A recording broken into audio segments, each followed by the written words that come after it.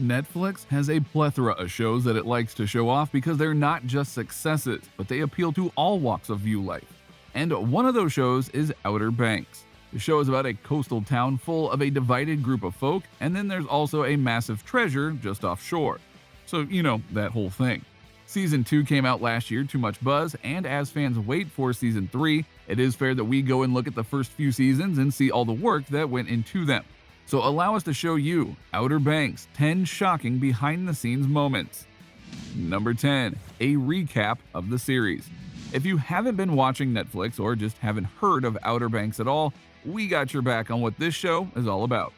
Outer Banks follows a group of teenagers in the Outer Banks of North Carolina who are called Pogues, who live at the Cut and are determined to find out what happened to the missing father of the group's ringleader, John B. Along the way, they discover a legendary treasure that is tied to John B.'s father.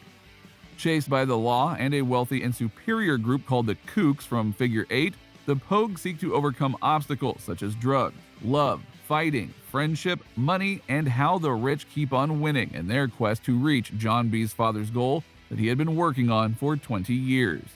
So, as you can see, there is a lot going on here, and that is why many people have tried it out and why it got a renewal for another season.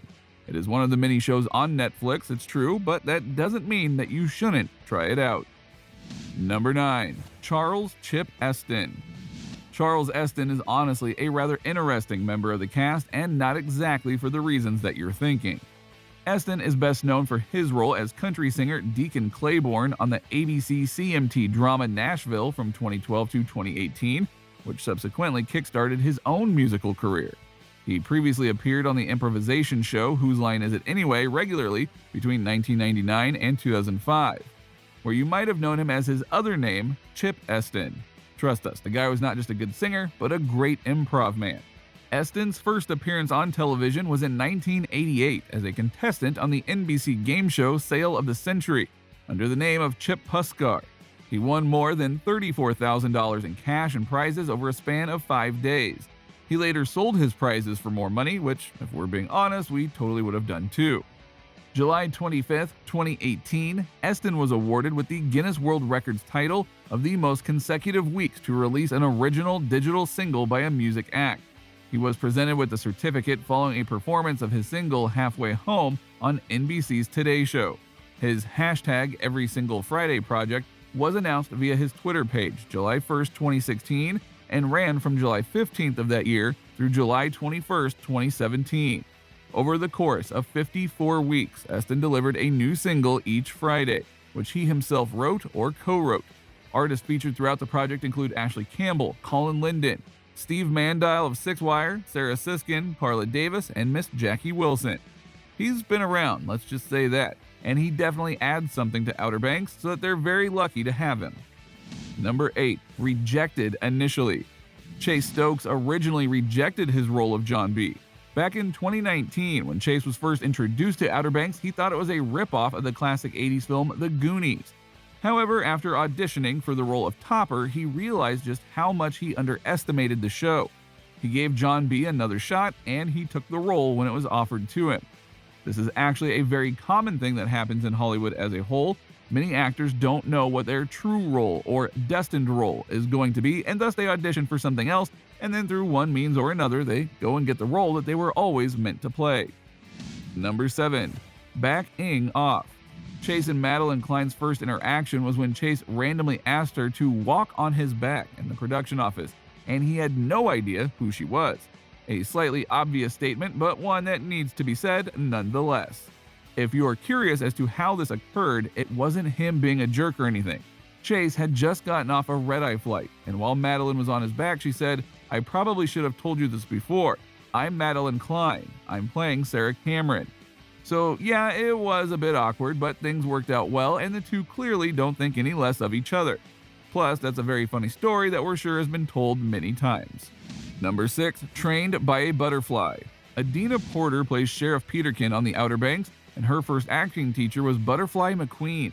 Who is that? Well, Butterfly McQueen was an actress who was known for her role in Gone with the Wind, but also for her trial against a bus driver who broke her ribs after believing her to be a pickpocket. Adina Porter, who plays Sheriff Peterkin on the show, was lucky enough to have her as an acting coach because she was a member of her sister's church. It helped form her into the actress that she has become today and taught her some valuable life lessons in terms of her income in the industry. This is the kind of history that people need to know about, because you wouldn't have known her story or Butterfly's story just by hearing the casting news. Porter is indebted to McQueen for what she did for her, and she'll no doubt forever be grateful. Number 5. Coaching and acting. Drew Starkey, who plays the role of Rafe on the show, might have grown up in North Carolina, but his father resides in Ohio. His parents separated when he was a child and went their own ways, but his father became the head women's basketball coach at Kent State University. He has a great record as he has led the team to 2 postseason WNIT appearances and 1 Mid-American Conference East Division title. Fans can bet that this actor has a love for the sport, as his father probably instilled this in him from a very young age. Number 4. Stranger Things. Madelyn Cline had a brief role on Stranger Things before she rose to fame on Outer Banks. Madelyn got her start on the Netflix original. Though she only played the character of Tina for 2 episodes, she brought a whole new level of sass to the show. Plus, given that Stranger Things became an Uber phenomenon, it is something that she can proudly say she was on, even if just for a brief amount of time. And Netflix clearly liked her talents, as she is now in The Outer Banks.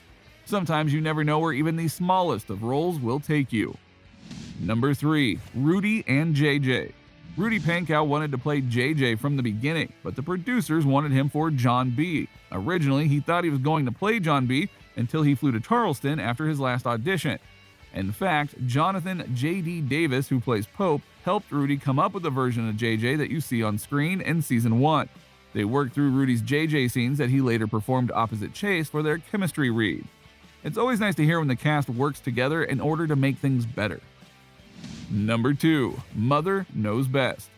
After ages of fan speculation, are Chase and Madelyn together in real life or not? The actor finally took to the gram in June to confirm the relationship rumors. He even later revealed that he called his mom before making the decision, proving once again that mom knows best. Number 1. Finally making it.